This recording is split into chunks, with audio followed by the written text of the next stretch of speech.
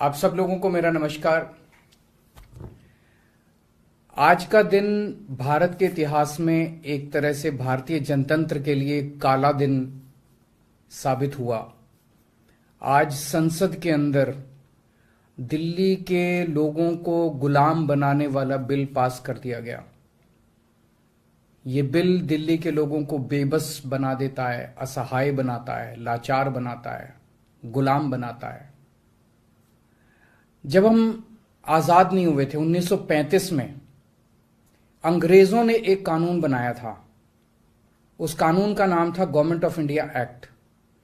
उस कानून में अंग्रेजों ने यह लिखा था कि भारत में चुनाव तो होंगे, लेकिन जो सरकार चुनी जाएगी उसको कोई काम करने की पावर नहीं होगी, काम करने की शक्तियां नहीं होंगी। जब हमारा देश आजाद हुआ तो हमने संविधान बनाया और संविधान में हमने लिखा कि चुनाव होंगे, लोग अपनी सरकार चुनेंगे और जो सरकार चुनेंगे उस सरकार को लोगों के लिए काम करने की सारी शक्तियां होंगी। आज आजादी के 75 साल के बाद प्रधानमंत्री मोदी जी ने दिल्ली के लोगों की आजादी छीन ली। उन्होंने 1935 वाला अंग्रेजों का कानून बनाया है कि दिल्ली के लोग चुनाव तो होंगे, दिल्ली के लोग अपनी सरकार तो चुनेंगे, लेकिन उस सरकार को काम करने की कोई भी शक्ति नहीं होगी। ये कानून आज हमारे देश की संसद ने पास किया है। दिल्ली के लोगों की वोट की अब कोई कीमत नहीं बची है। अब सरकार बनाई, उस सरकार की कोई शक्ति नहीं है। सुप्रीम कोर्ट ने एक आदेश दिया था, 11 मई को सुप्रीम कोर्ट ने आदेश दिया था। सुप्रीम कोर्ट ने क्या कहा? सुप्रीम कोर्ट ने कहा भारत एक जनतंत्र है। इस जनतंत्र में हम अपनी सरकार चुनते हैं, जनता अपनी सरकार चुनती है और उस सरकार को जनता के लिए काम करने की पूरी ताकत होनी चाहिए, सुप्रीम कोर्ट ने कहा। प्रधानमंत्री जी ने एक ही हफ्ते के, सुप्रीम कोर्ट का जैसे आदेश आया, एक हफ्ते के बाद उसको सुप्रीम कोर्ट के आदेश को पलट दिया और उसके खिलाफ एक अध्यादेश लेके आए। और आज हमारे देश की संसद ने उस अध्यादेश को इस देश का कानून बना दिया कि अब दिल्ली के लोगों की चुनी हुई सरकार को काम करने की कोई ताकत नहीं होगी। अब इस कानून में लिखा है कि दिल्ली के लोग जो मर्जी सरकार बनाएं, लेकिन उस सरकार को चलाएंगे एलजी साहब और मोदी जी, सीधे सीधे वही लोग चलाएंगे इस सरकार को। तो इससे साफ जाहिर है कि प्रधानमंत्री मोदी जी कह रहे हैं कि मैं सुप्रीम कोर्ट को भी नहीं मानता। जिस देश के प्रधानमंत्री उस देश की सर्वोच्च अदालत को नहीं मानते, उस देश का क्या भविष्य हो सकता है? सीधे सीधे वो कह रहे हैं सुप्रीम कोर्ट जो मर्जी आदेश पास करे, अगर मुझे सुप्रीम कोर्ट का आदेश पसंद नहीं आया तो मैं उसके खिलाफ कानून बना के सुप्रीम कोर्ट के आदेश को पलट दूंगा। इतना अहंकार हो गया इन लोगों को। इन लोगों ने देखा कि दिल्ली में आम आदमी पार्टी को हराना बहुत मुश्किल है। पिछले 4 चुनाव सीधे सीधे 2013 में, 2015 में, 2020 में और उसके बाद एमसीडी का चुनाव, सीधे सीधे 4 चुनाव बीजेपी आम आदमी पार्टी से दिल्ली में हार गई। दिल्ली के अंदर 25 साल से ज्यादा हो गए अब बीजेपी की सरकार नहीं बनी है। 25 साल से इनको वनवास दिल्ली के लोगों ने दिया हुआ है। तो इनको लगा कि आम आदमी पार्टी को हराना मुश्किल है, तो इन्होंने चोर दरवाजे से, पीछे से चोर दरवाजे से इन्होंने दिल्ली की सत्ता को हथियाने की कोशिश की है। दिल्ली के लोगों ने एक बार आम आदमी पार्टी को 70 में से 67 सीट दी और 3 सीट बीजेपी को दी। दूसरी बार 70 में से 62 सीट दी और 8 सीट बीजेपी को दी। तो एक तरह से दिल्ली की जनता ने चिल्ला चिल्ला के बीजेपी को कहा है कि दिल्ली के अंदर दखलंदाजी मत करना। प्रधानमंत्री जी को साफ साफ शब्दों में दिल्ली के लोगों ने कहा, 7 सीट उनको नेशनल चुनाव में 7 सीट दी और दिल्ली के चुनाव में 3 सीट दी। तो मोदी जी को साफ साफ दिल्ली की जनता ने कहा कि दिल्ली के काम में दखलंदाजी मत करना, आप देश संभालो। लेकिन मोदी जी कहते हैं मैं जनता की बात नहीं मानता। इतना अहंकार हो गया, ना जनता को की बात मानते, ना सुप्रीम कोर्ट की बात मानते। और आपको पता है इस कानून में क्या लिखा है, जो कानून आज पास किया है? इस कानून में लिखा है कि दिल्ली के ऊपर से नीचे A category, B category, C category, D category जितने दिल्ली सरकार के कर्मचारी हैं, उन सारे कर्मचारियों को के बारे में सारी पॉलिसी केंद्र सरकार बनाएगी। उनकी ट्रांसफर पॉलिसी, कौन अधिकारी, कौन चपरासी क्या काम करेगा, ये देश के प्रधानमंत्री बैठ के दिल्ली सरकार का कौन सा चपरासी क्या काम करेगा, कौन सा चपरासी फाइल उठाएगा, कौन सा चपरासी चाय पिलाएगा, कौन सा चपरासी खाना, ये काम रहेगा प्रधानमंत्री जी को।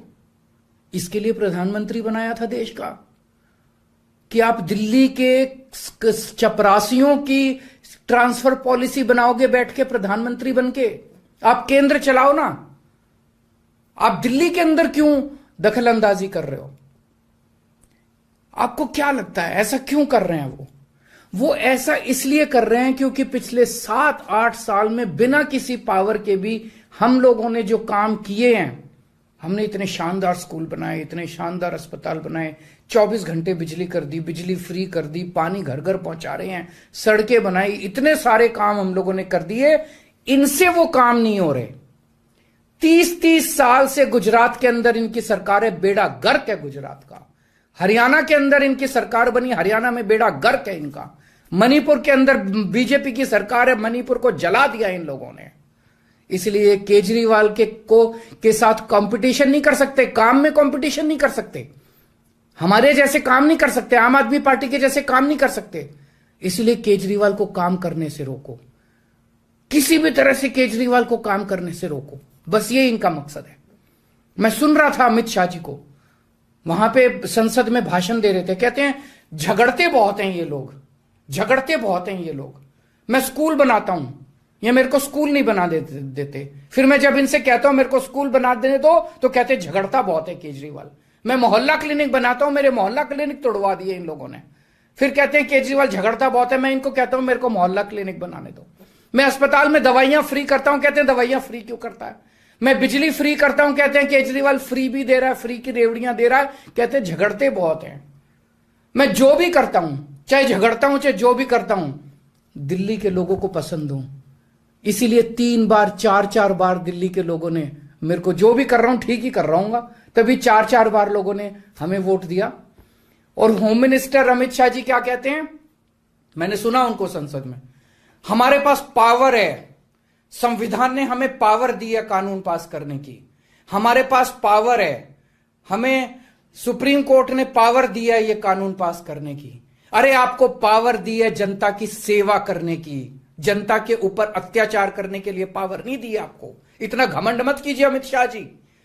आपको पावर दी गई है ताकि आप विकास करें देश का, आपको पावर दी गई है ताकि आप देश के लोगों को शक्तिशाली बनाएं। आपको पावर इसलिए नहीं दी गई है कि आप देश के लोगों को लाचार बना दें और उनके वोट का अधिकार छीन लें। ये जो आप पावर पावर पावर पावर कर रहे हो, ये पावर आपको जनता की सेवा करने के लिए दी गई है।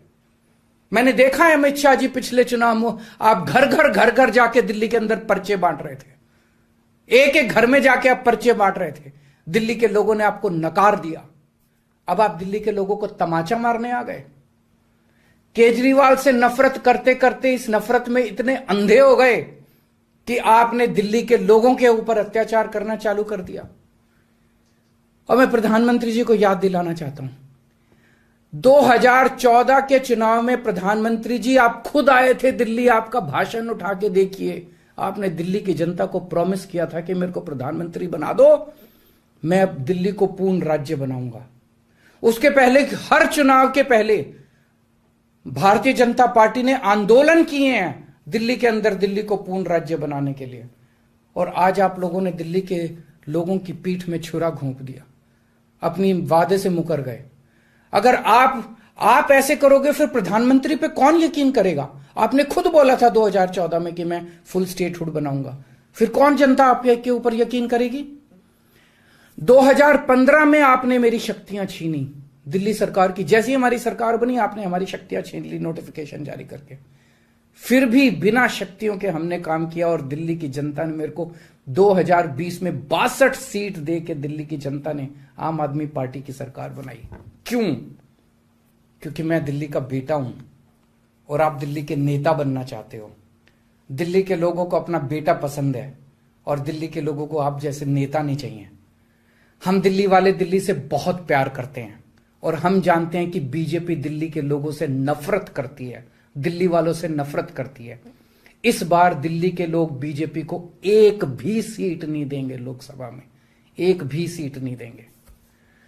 इस पूरे संघर्ष के अंदर बहुत सारी पार्टियों ने, बहुत सारे नेताओं ने दिल्ली के लोगों का साथ दिया।